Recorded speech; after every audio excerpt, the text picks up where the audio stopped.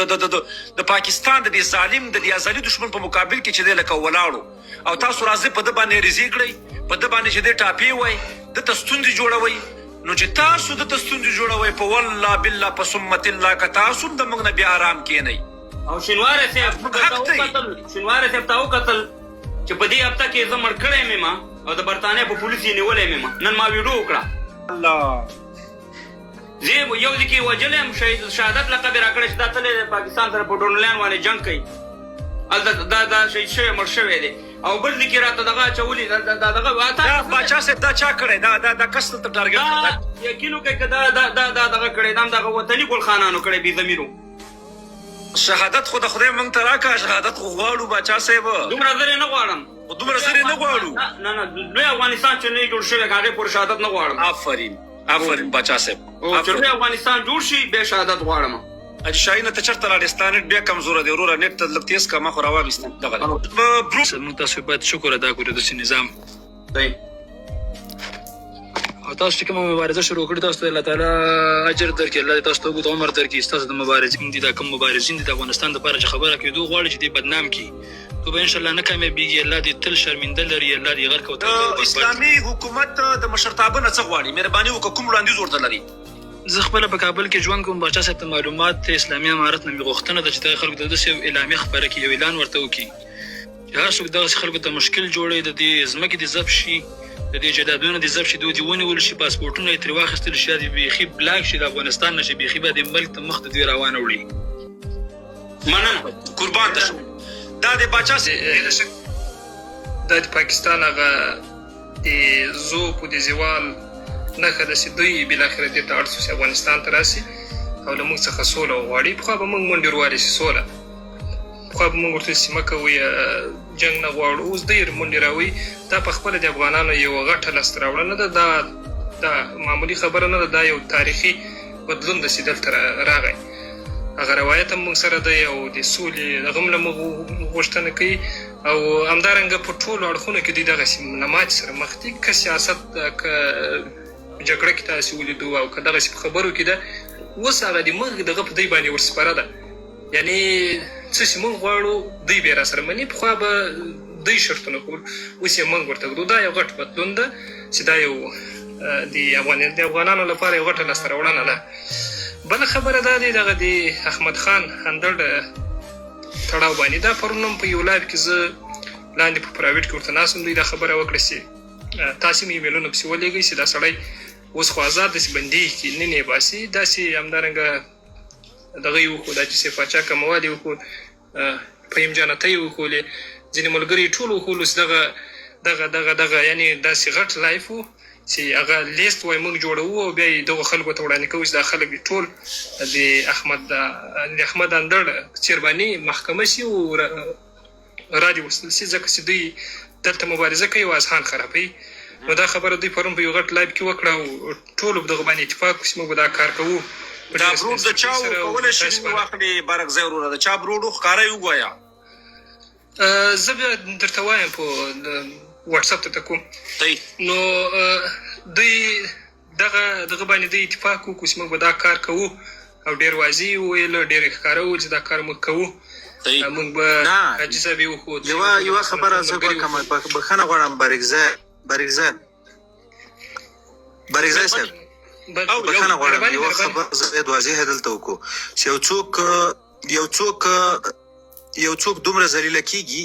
هغه راجګېږي د دغو ځوانانو په خلاف باندې لایف جوړوي موږ ولې وډار سو ولې نوم نه اخلو ولې په ډایرکټ نه وایو چې دا د خرکوه زمن دي دغه پلانکۍ دي که نوم یې واخلي بارکزی ویره لرو که نوم یې واخلي ځکه ښه راځي چې ځه کم زر کسان دي چې دا ټول یې واوري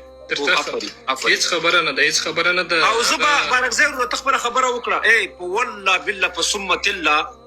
چې زه که چېرته ډیپورټ شم په دې باندې د کابل د هوایي ډګر خاورې نه دي والله چپ یې کړم والله ویڅکم خو یوه هفته وروسته زما د الله په ذات باندې قسمي که ما د دوی کورونو ته ور وانه چاو زه به نه مسلمان یم نه به پښتون یم همدا خبره ده ګورې ما خپله او زه اوس هم کولی شم ما الحمدلله په زرهاو ځوانان دي که دا اوس ورته ووایم چې لاړ شي غزني ته او په غزني کې د احمد، په خوست کې د محمود او په پلانکي ځای کې د دې بل. والله دا اوس که ما دا کار ونه کړه زه به سره افغان نه یم. خو اوس یې موږ نه کوو. موږ اول ورته وایو چې ګوره د سړي زامن شئ، اخلاق زده کړئ، سړیتوب زده کړئ، کښېنئ. او که چېرته نه کښېنئ نو بیا ګوره نو بیا مو خود خپله پرېږده چې دا نوم مې واخلې شینواری دې رباني بارکزی وروڼه و دغه دونه مطرح هم نه دی دلته دغه حقپال په نامه باندې یو دانه ده یو منافق شی ده یارې دلته ناستې بیا هلته ناستې دغه لایف کې یو هغه د لوګر د فکر کومه امیر مې که څه مې یو خام هلک ده هغه خوله یې ظاهره داسې ښوی امیر نومېږي. بله هو هماغه او دغو کسانو دغسې ناست وو همدغه یې ویل چې موږ به دا خلک امیر صحیح دی هغه هم څه وجوهات لري لکه د طالب سره نظریاتي اختلاف لري، هغه د مکتب یا د ښوونځي داسې نور شکلونه دي. که طالب چېرته د ښوونځی مکتب یا داسې نور کارونه دا هم وکړي نو دا به د پاکستان دپاره یو بل شکست وي. دا به د پاکستان دپاره یو داسې شکست وي چې هغه به په نوي ډول کې دوی ورکړي، ځکه چې پاکستان نه غواړي چې په افغانستان کې یو څوک انجینر جوړ شي، یو څوک پایلټ جوړ شي، یو څوک بل شی جوړ شي. د ډاکټر ناجیب په دور کې وګوره هغه چې کله بمبریان یې وکړلې د هغه پایلټان یې راوغورځول، بیا هغه راغی په ننوته ډاکټر ناجیب نه یې معافي هم وغوښتله. هر څه مې خو درته څه مخې ته ده دا خبره. که چېرته مکتبونه ښوونځي د بر وطن کې چې زموږ کومه خویندې دي هغې دپاره دا اجازه ورشي نو دا به د پاکستان دپاره یو بل شکست وي. بله خبره دا د تا شاته چې کوم عکس لګېدلی دی د دې سړي په هکله باندې به یو خبره وکړم چې زه نه کوزېږم. دغه ګوره زموږ په پښتانو کې یو کار دی، که څوک دښمني کوي که څوک دوستي کوي موږ پښتانه یې ډربه نه راکوو.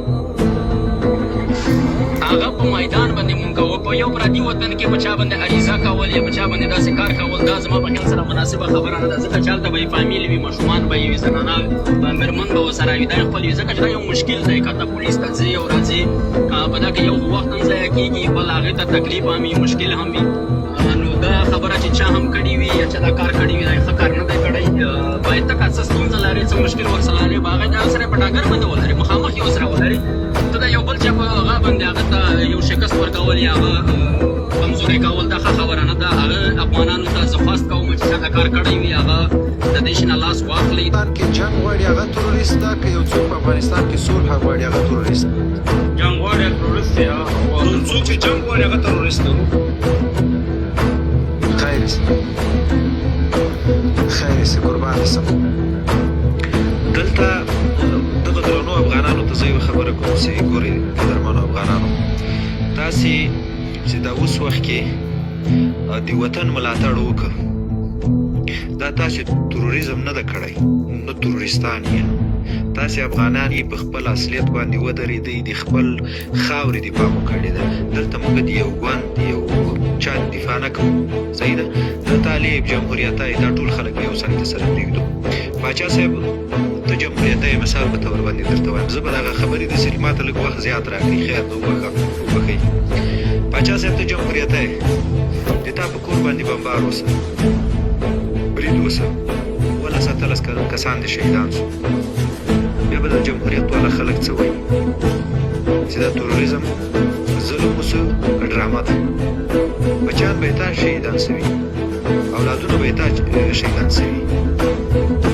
نو عجیبه خبره دا ده چې دلته په افغانستان دا لیږي او دوی لوکیشن یې ورکوي، بیا راجګېږي او دلته د افغانیت خبره کوي. موږ داسې وایو چې یو څوک راجګېږي، یو څوک ټارګېټ کوي په لندن کې، په هغه کې په دې نظام باندې پاچا صاحب حق لري. دغه رحمت الله اندړ صاحب چې دغه عکس دی لګولی، رحمت الله اندړ نومېږي که نه، زه یې ولاکه نوم هم تېزوم. دغه سړی په دې نظام باندې حق لري، دی که فار ممکن ولو که دی جمهوریتای وو، ولای که دی، ځکه دلته اسلامي امارت عفه کړې ده. دا په داسې معنا نه ورکوي چې موږ دلته شخصي امتیازونه واخلو. د دې کور، د دې فامیل، د دې غړی دا په دې باندې حق لري د افغانستان اتباع د پاسپورټ ګله جب کې د دې غږ اوچتول دا په ټولو افغانانو فرض ده. او په نظام باندې دا غږ کوو چې کومو خلکو به د باندې راپورټ ویلی یا کوم خلک راپورټونه وایي. د دغو خلکو فامیلونه دلته دي، کورونه یې دلته دي، ژوند دلته کوي، زندګي یې دلته کوي، فامیلونه یې راولئ، کورونه یې راولئ، چې څومره دی په دغه کې جایداد لري تر هغه تر ضبط یې کوي. ولې چې دی په